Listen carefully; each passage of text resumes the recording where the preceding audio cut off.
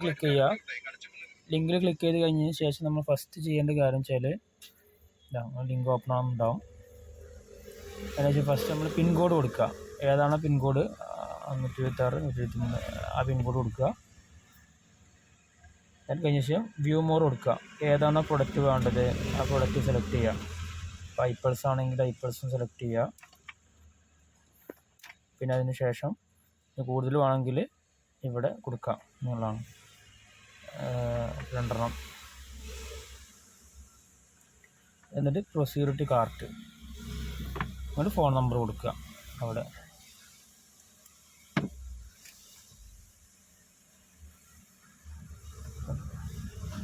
എന്നിട്ട് നമ്മൾ പേര് കൊടുക്കുക.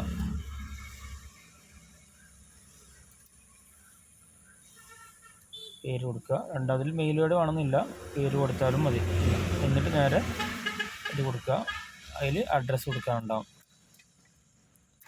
ഏതാണ് അഡ്രസ്സ് കൊടുക്കുക.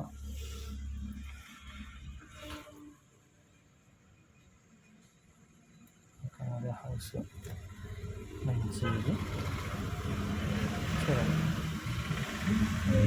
അതിനുശേഷം നമ്മൾ ഏതാണ് പിൻകോഡ് ഒന്നും കൂടി ഒന്ന് സെലക്ട് ചെയ്താൽ മതി, ഏതാണുള്ളത്. എന്നിട്ട് നേരെ എന്ത് ചെയ്യുക, ഈ മൂന്നാമത്തെ കാണാം ഇവിടെ ഈ സംഭവം കൺസേൺ യുവർ ഓർഡർ ഡയറക്ഷൻ ഇൻഡസ് ഓർഡർ ഐ ഡി നമ്പർ കാണും. നേരെ പ്ലേസ് ഓർഡർ കൊടുക്കുക. അതിന് ലെസ്കോ കൊടുക്കുക. ലെസ്കോ കൊടുത്തു കഴിഞ്ഞതിന് ശേഷം നമുക്കിതിൽ ഒരുപാട് ഓപ്ഷൻസ് അതിൽ വരും.